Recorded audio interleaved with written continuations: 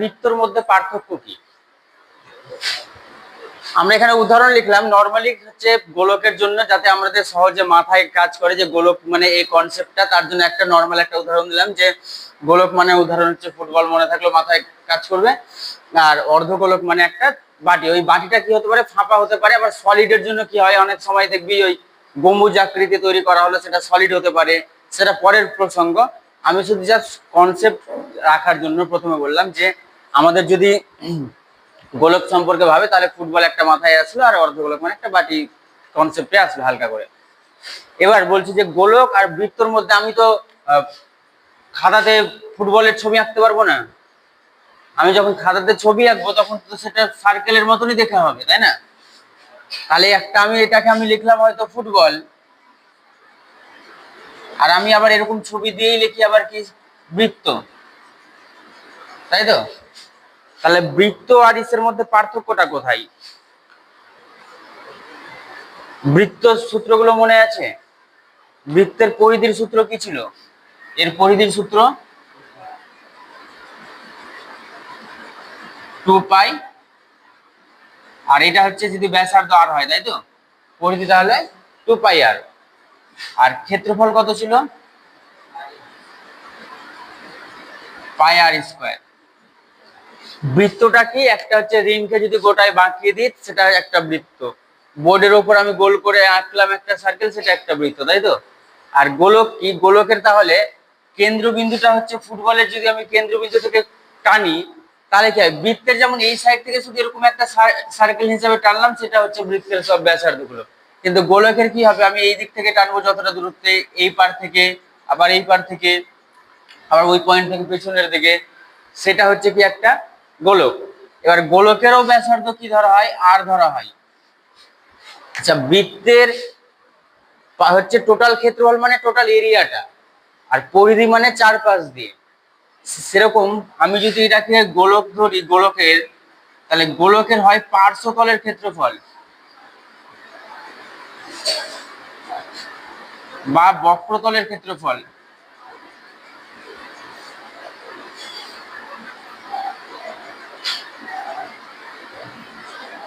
Football খেলতে গিয়ে কখনো ওই ব্ল্যাডারের হচ্ছে মেন বলটার মধ্যে ব্ল্যাডার ভরেছিস?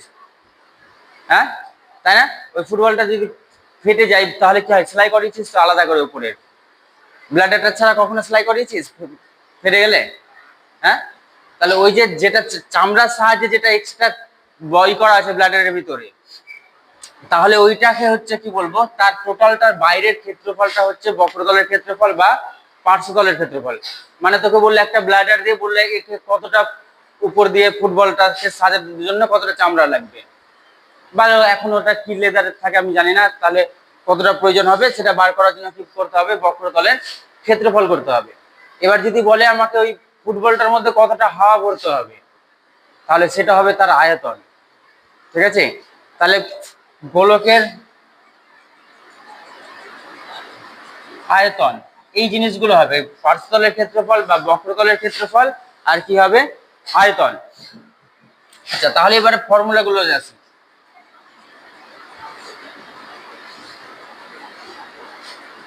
পূর্ণ গোলকের লিখলাম কারণ এরপরে অর্ধগোলকেরও প্রশ্ন আসবে। অর্ধগোলকের পার্শ্বতলের বা বক্রতলের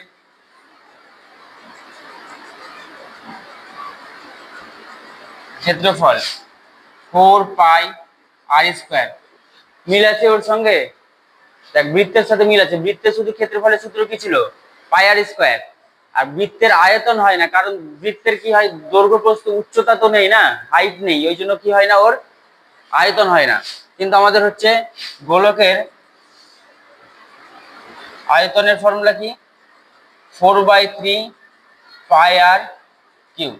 আচ্ছা, ক্ষেত্রফল মানে কি হয়, সব সময় বর্গ একক, আর আয়তন মানে কি হয়,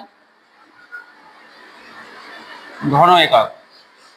আচ্ছা, অর্ধগোলকেরও আবার কন্ডিশন আছে। পূর্ণ গোলকের কি হয়, যে সেটা ফাঁপা হোক বা সলিড হোক, ফাঁপা হলে হয়তো কোশ্চেন থাকবে কতটা বায়ু প্রয়োজন, আর সলিডের জন্য হয়তো একটা বললো যে গোলাকার একটা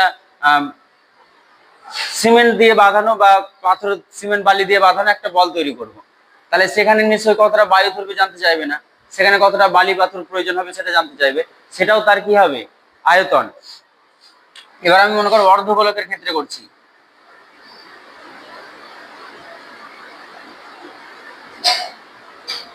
আচ্ছা, অর্ধগোলকেরও কন্ডিশন থাকতে হবে, সেটা হচ্ছে কি হতে হবে, হয় সলিড আর না হয় হচ্ছে ফাঁপা। আমি মনে কর ছবি আঁকছি অর্ধগোলকের।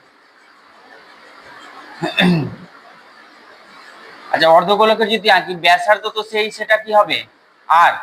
আচ্ছা, অর্ধগোলকের উপরের অংশটা একটা বৃত্তের মতন না, তাহলে বৃত্তের ক্ষেত্রফলের সূত্র কি? এখানে দেখা যায় না বৃত্তের ক্ষেত্রফলের সূত্র কি হয়? পাই আর স্কয়ার। তাহলে উপরের অংশটা পাই আর স্কয়ার, আর একটা গোলকের টোটাল বক্রতলের ক্ষেত্রফল কত? 4 পাই আর স্কয়ার। আমি যদি একে অর্ধেক করে কেটে দিই, তাহলে অর্ধেক করে কেটে দিলে কত হয়ে গেল? 4 পাই আর স্কয়ারের অর্ধেক কত? 2 পাই আর স্কয়ার। আর এই উপরের অংশটা কি? একটা বৃত্ত। এই বৃত্তের আবার ক্ষেত্রফল কত হয়? শুধু পাই আর স্কয়ার। তাহলে পাই আর স্কয়ার আর 2 পাই আর স্কয়ার কত হয়ে গেল? 3 পাই আর স্কয়ার। তাহলে হচ্ছে অর্ধগোলকের কি হয় বললাম, যদি সলিড হয়, তাই তো? যদি সলিড মানে হচ্ছে কঠিন বা তাহলে অর্ধগোলকের বক্রতলের ক্ষেত্রফল, আচ্ছা বক্রতল মানে শুধুমাত্র এই 5টা, তাই তো? এই বক্রতলের ক্ষেত্রফল হচ্ছে 2 পাই আর স্কয়ার। আর অর্ধগোলকের সমগ্র তলের ক্ষেত্রফল 3 পাই আর স্কয়ার।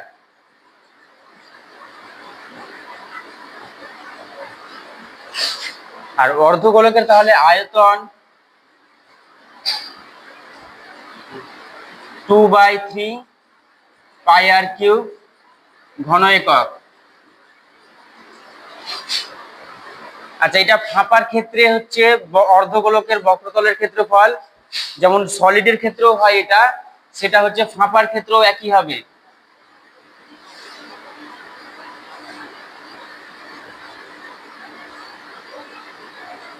কোনটার জন্য লিখেছি? অর্ধগোলকের বক্রতলের ক্ষেত্রফলের জন্য লিখেছি। সেটা যদি সলিড হয় তাও 2 পাই আর স্কয়ার, আর যদি ফাঁপা হয় তাও হচ্ছে 2 পাই আর স্কয়ার। কিন্তু যদি সলিড হয় তার সমগ্র তলের ক্ষেত্রফল কত? 3 পাই আর স্কয়ার। আর ওর সমগ্র তল তো ক্ষেত্রফল হবে না, সমগ্র তল বলতে ওর উপরের অংশটা কি থাকবে? ফাঁকা থাকবে। যেমন বাটির উপরের অংশটা তো ফাঁকা, শুধুমাত্র কতটা ওর স্টিল লেগেছে সেটা বার করার জন্য তার কি লাগবে? তার বক্রতলের ক্ষেত্রফল লাগবে। বোঝা গেল? দৈর্ঘ্য এত সেমি হলে সমগ্র তলের ক্ষেত্রফল কত?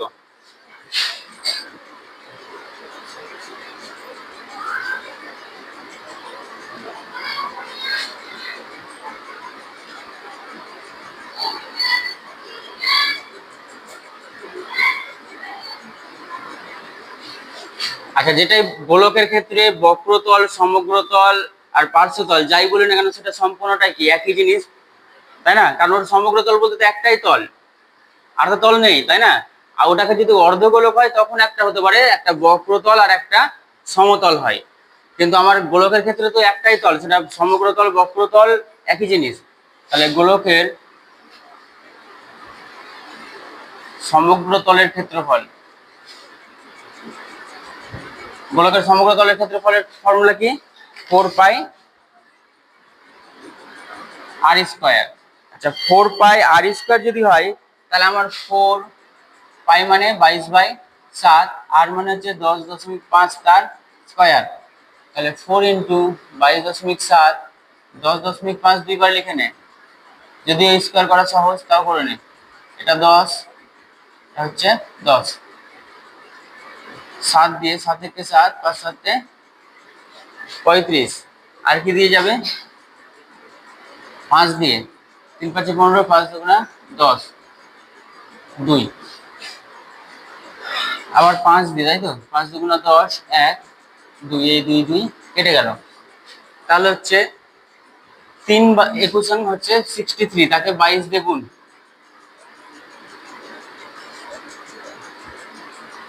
তাহলে কত হলো 1386। ক্ষেত্রফল বলেছে, তার মানে কি হবে বর্গ সেমি। বুঝা গেল? কিছুই তো বুঝার এখানে কিছু নাই, নর্মালি একদম পাতি ফর্মুলাতে হয়েছে যে গোলকের ব্যাসার্ধ বলেছে আর সমগ্র তলের ক্ষেত্রফলের ফর্মুলা লিখে তার মান বসিয়ে দেওয়া। শুধু বুঝতে হবে যে আর এর মানটা কি বলেছে, ওখানে ব্যাসার্ধ বলেছে। অনেক সময় কি করবে, ওই ব্যাসার্ধের বদলে ব্যাস বলে দিবে। তো ব্যাসকে ব্যাসার্ধ কি করে করতে হয়, আমার মনে কর যদি ব্যাস দেওয়া থাকে, ব্যাসার্ধ কি করে করব, 2 দিয়ে ভাগ। Very good. আচ্ছা 2 নাম্বার বলেছে যে একটা চামড়ার বল তৈরি করতে প্রতি বর্গ সেমি এত টাকা খরচে, মোট 431 টাকা খরচ হয়েছে। প্রতি বর্গ সেমিতে খরচ বলে দিয়েছে আর মোট খরচ বলেছে। আচ্ছা তাহলে ধরি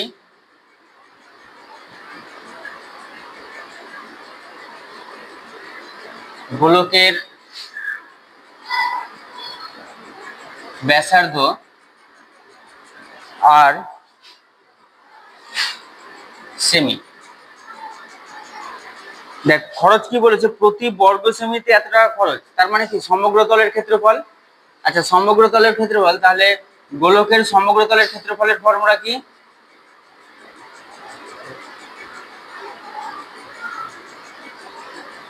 কত, 4 পাই আর স্কয়ার বর্গ সেমি। আচ্ছা 1 বর্গ সেমিতে খরচ ক টাকা বলেছে,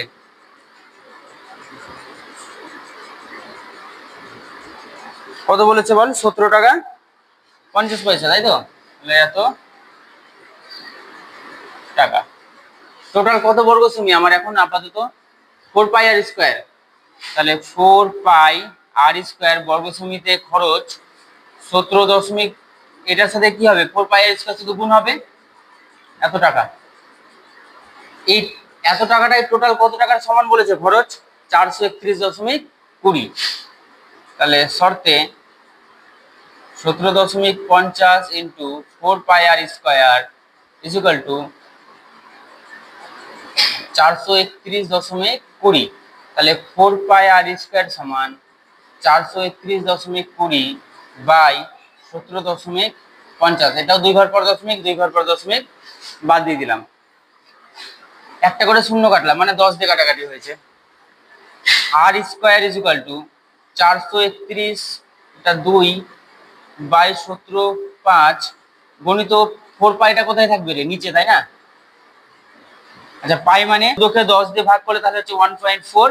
তাহলে আমাদের হচ্ছে ব্যাসের দৈর্ঘ্য হবে 1.4 ইন্টু 2 মানে হচ্ছে 0.8। একটু ঠিক করে ওই 4টা বলটির তাহলে ব্যাসার্ধ কত হবে, ব্যাস বলেছে না ব্যাসার্ধ বলেছে, ব্যাস বলেছে তাই তো? তাহলে ব্যাসার্ধ কত হবে, 7 বাই সেমি বলেছে তো নাকি, বুঝা গেল? আমাদের ব্যাসের মান বলেছে 7 সেমি, তাহলে ব্যাসার্ধ কত হবে, 7/2 সেমি। আচ্ছা তাহলে বলটির আয়তন কত হবে, আয়তনের ফর্মুলা হচ্ছে 4/3 পাই আর কিউব, তাই তো? তাহলে 4/3 পাই মানে 22/7 আর আর কিউব মানে 7/2 তার কিউব। আচ্ছা 4/3 গুণিত 22/7 গুণিত 7/2 কবার লিখবো, 3বার। 7-এর কিউবও করা যায়, 2-এর কিউবও করা যায়, কিন্তু আমরা কি করব, গুণ রাখবো, কাটাকাটি করে পরে সুবিধা হবে। একটা 7 কাটলাম, একটা 11 দুগুণা 22, এই 2 দুগুণা কত হলো 4, এই 2 আর 2 কেটে গেল। তাহলে নিচে কত পড়ে থাকলো, শুধুমাত্র 3। আর উপরে দেখ সাথে সাথে 49, 49কে 11 দিয়ে গুণ, তাহলে 49কে 11 দিয়ে গুণ, তাহলে হচ্ছে এখানে 9, 3, 5, 539 কে কত দিয়ে ভাগ, 3 দিয়ে। নিচে কোনো মৌলিক সংখ্যা দিয়ে এটা ভাগ আছে 3 দিয়ে, তাহলে নিশ্চয়ই তো দশমিক দিয়ে ভাগ মিলার চান্স নেই, তাই তো? তাহলে হচ্ছে 3 1 3, 3 7 21, 3 8 24। তাহলে এত পূর্ণ, এত হচ্ছে কি আছে, এটা ঘন সেমি। অ্যান্সারটা চেক করে নেই, আবার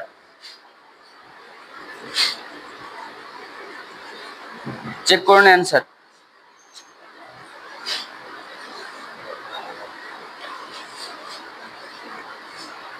আচ্ছা 4 নম্বর বলেছে যে এত সেমি দৈর্ঘ্যের ব্যাস বিশিষ্ট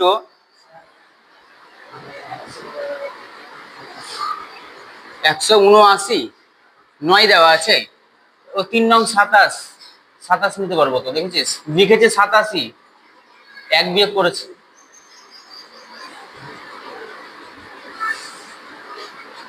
উনত্রিশ ছিল, এটা আছে তাই তো, 3/24 লিখেছে। আচ্ছা 28 সেমি বলেছে, মনে করে একটা জায়গা আছে টোটাল এরকম, এখানে জল রাখা আছে। এইখানে যদি একটা গোলককে ডুবাস, সে কতটা জলকে অপসারিত করবে? একটা মনে কর জলের বালতিতে একটা হচ্ছে যদি ক্রিকেট বলই ডুবাস, বা বড় জায়গাতে যদি ফুটবল ডুবাস, ক্রিকেট বলই ভাব ছোট জিনিস, আমি মনে করি একটা বালতিতে জল আছে, সেখানে আমি ক্রিকেট বলটা ডুবালাম, সে কতটা জলকে অপসারিত করবে? হ্যাঁ, মানে ওই কতটা জলকে সাইডে ফেলে দেবে বা সরাবে, বা কতটা উপরে উঠবে, উপরে উঠার ওটা তো হিসাব আলাদা। ওই কতটা জলকে টোটাল বা বাড়াতে পারবে, বাইরে ফেলতে পারবে। মনে করে একদম এরকম যদি পূর্ণ জলপূর্ণ থাকে একবারে, তাহলে আমি যে এখানে আস্তে আস্তে এই বলটা ডুবাবো, তাহলে এই কতটা জলকে বাইরে বের করে দেবে? আনলিমিটেড। জোরে করে ছাড়ার ব্যাপারটা আলাদা, সেটার হিসাব ক্যালকুলেশন করতে পারবি না। কিন্তু তুই যদি নর্মালি বলটা আস্তে আস্তে রাখিস, তাহলে ওই ততটাই জলকে অপসারিত করবে যতটা ওর আয়তন, তাই না? বুঝা গেল? কোনো একটা বস্তু ততটাই অপসারিত করবে যতটা ওর আয়তন, জলে যদি নিমজ্জিত করা হয়। তাহলে আমার কি বলেছিল, জানতে চেয়েছিল যে কত পরিমাণ জলকে অপসারিত করবে। আর এই যে গোলকটা দোকানো হয়েছিল তার ব্যাস বলে দিয়েছিল, তাহলে ব্যাসার্ধ কত হবে? 28 সেমি। গোলকের ব্যাসার্ধ কত হবে? ব্যাস বলেছে 28 সেমি, তাহলে ব্যাসার্ধ নিশ্চয়ই 28/2, 14 সেমি। আচ্ছা তাহলে গোলকের কি আছে? আয়তন 4/3 পাই আর কিউব, তাহলে 4/3 22/7 গুণিত হচ্ছে 14 তার কিউব। 4/3 22/7 14, তাহলে কয়বার গুণ করে দে? 3বার গুণ করে দে।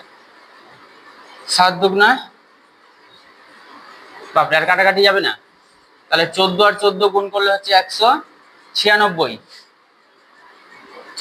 আর এদিকে হচ্ছে 22 দুগুণা 44, 44 আর হচ্ছে 4, 44 আর 4 গুণ করা মানে 100, 44 4 4 হচ্ছে 16 আর 1 176, এই দুটোর গুণ। 6 6 36, 6 থাকলো 3, 6 নং 54 3 57, 6 কে 6 আর 5 11, 6 7 42, 6 7 42 হচ্ছে 7 নং 63 আর 4 67, 6 কে 6 আর 7 হচ্ছে 13, 6 কে 6 9 আর 1 6 9, আর এদিকে হচ্ছে 13 আর 1 14, হাতে থাকলে 1 10 আর 4, আর এদিকে হচ্ছে 3। একবার চেক করে নি, আবার পরে আবার দেখালো ভুল হচ্ছে। 28/2 করেছি, 14 করেছি। আচ্ছা 14 কিউব এখানে 3/14 লিখেছি, 7 দুগুণা 14 লিখেছি, 14 আর 14 গুণ করে কত হয়? 196 হয়। আচ্ছা 22 দুগুণা 44, বা উল্টা করে ভাব, 4/22 কত? 88, 88 কে 2 দিয়ে গুণ করলে 176, তাহলে হচ্ছে 196 আর 76 গুণ করেছি, 106 6 36 হাতে থাকলে কত? 3, 6 নং 54 আর 3 হচ্ছে 57, হাতে থাকলে 5, 6 কে 6 5 11, আবার 6 7 42 হাতে থাকলে কত? 4, 7 নং 63 আর 4 67, হাতে থাকলো 6, 7 1 7 আর 6 13, আবার একটা ঘর বাদ দিলাম, 6 কে 6 9 আর 1, 6 9 আর এখানে যোগ করলে 13 আর 1 14, হাতে থাকলো 1, 9 আর 1 10 আর 4 14, 1 আর 1 2 আর 1 3। নিচে ভাগ কত দিয়ে আছে? 3 দিয়ে। ভাগ নিশ্চয়ই যাবে না, ভাগ গেলে তো এখানে আগে চলে যেত। তাহলে হচ্ছে 3 4 4 9 6 বাই হচ্ছে কত? 3, তাহলে 3 1 কে 3, আবার 3 1 কে 3 4 12, তাহলে 2 আর 9, 3 নং আবার তাও নিতে পারবো 27, 3×8 = 24, তাহলে 2/3। এটা কি হবে? এটা আয়তন বার করেছিস, তাহলে ঘন। বেলুনের ফোলাবার সময়ে তার ব্যাসার্ধ এত, আর ফোলানোর পরে ব্যাসার্ধ 21 সেমি। আচ্ছা, তাহলে মনে কর প্রথমে যেটা গোলক দেওয়া আছে বা বেলুন দেওয়া আছে তার ব্যাসার্ধ হচ্ছে 7 সেমি, ওকে হাওয়া দিয়ে বড় করা হয়েছে, দিয়ে ব্যাসার্ধ কত হয়ে গেছে? 21 সেমি। একই জিনিস, শুধুমাত্র কি করা হয়েছে? হাওয়া দিয়ে চেঞ্জ করা হয়েছে, বড় করা হয়েছে। এবার তাদের কি জানতে চেয়েছে? সমগ্র তলের ক্ষেত্রফলের অনুপাত জানতে চেয়েছে। তাহলে ক্যালকুলেশন করার দরকারই নাই। তাহলে হচ্ছে পূর্বের মানে কি প্রথমের, তাহলে পূর্বের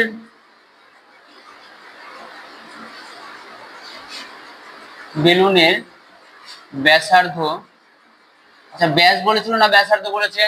7 সেমি ব্যাসার্ধ, তাই তো? তাহলে পূর্বের বেলুনের ব্যাসার্ধ কত? 7 সেমি। তাহলে পূর্বের বেলুনের সমগ্র তলের ক্ষেত্রফলের ফর্মুলা কত?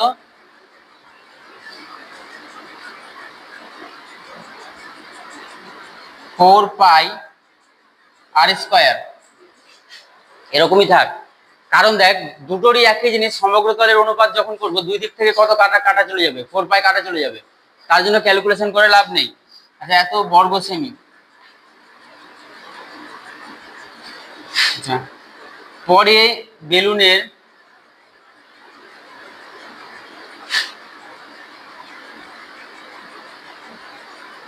ব্যাসার্ধ কত সেমি? 21 সেমি।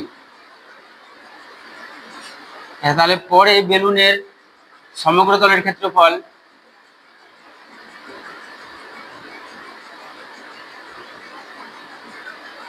ফোর পাই আর স্কোয়ার। এখন কি করতে বলেছিল? এদের অনুপাত। তাহলে সমগ্র তলের ক্ষেত্রফলের অনুপাত কত? 4π7 তার স্কোয়ার ইস টু 4π21 তার স্কোয়ার। দুদিক থেকে 4π করে বাদ, তাহলে 7 × 7, ওইদিকে হচ্ছে 21 × 21। আচ্ছা, কাটাকাটি গেলে এখানে কত? একটা 3, আবার হচ্ছে 3 7, তাহলে এখানে কিছু নাই, মানে কত? 1:9। বোঝা গেল? তারপর দেখ 6 নাম্বারটা। আচ্ছা, 6 নাম্বারটা কি বলেছে? একটি অর্ধ গোলাকৃতি বাটি তৈরি করতে এত বর্গ সেমি পাত লেগেছে। তাহলে অর্ধ গোলাকৃতি বাটি তৈরি করেছে। আচ্ছা, বাটিটা ফাঁপা হবে না সলিড হবে? ফাঁপা হবে। আচ্ছা, যদি ফাঁপা হয় তাহলে যেটা এই যে বলেছিলাম তৈরি করতে কতটা পাত লাগে বা লোহা লাগে, সেটা কার ক্ষেত্রফল হয়? বক্রতলের ক্ষেত্রফল হয়, তাই তো?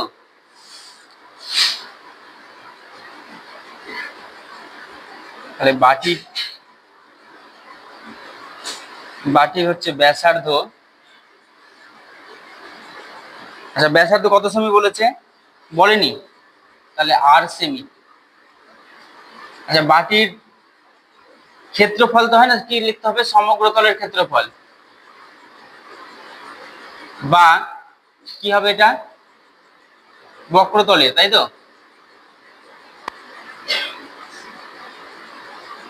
আচ্ছা, বক্রতলের যদি ক্ষেত্রফল হয় তার ফর্মুলা কি হয়? 2πr²। আচ্ছা, 3πr² হলো না কেন? সলিড হলে কত হয়ে যেত? 3πr² হতো। সলিড হলে আবার খেয়াল রাখবি, সেটা বক্রতল শুধু বলছে না সমগ্র তল বলছে। যেমন বাটির সমগ্র তলও যা, বক্রতলও তা, কারণ ও তো ফাঁপা, উপরের অংশটা লাগছে না। এই যদি সলিড হয় তখন কিন্তু তার সমগ্র তল আর বক্রতলের মধ্যে কি হয়ে যাবে? চেঞ্জ হয়ে যাবে। তাহলে দেখ শর্তে ওরা কত বলে দিয়েছিল? 127.2/7 সেমি। তাহলে 2πr² = 127.2/7। আচ্ছা, 2 × পাই মানে হচ্ছে 22/7 × r²। আচ্ছা, এটা গুণ করলে কত হবে? দেখ 7 7 49, 7 2 14, আর 4 হচ্ছে 18, হাতে থাকলো কত 1, 889 আর উপরে কত ছিল 2, তাহলে 891 বাই কত 7।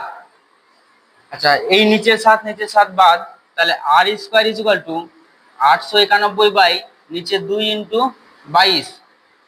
11 দিয়ে কাটাকাটি যায়, 11 দুগুণা 22, 8 11 88 আর 11 কে 11।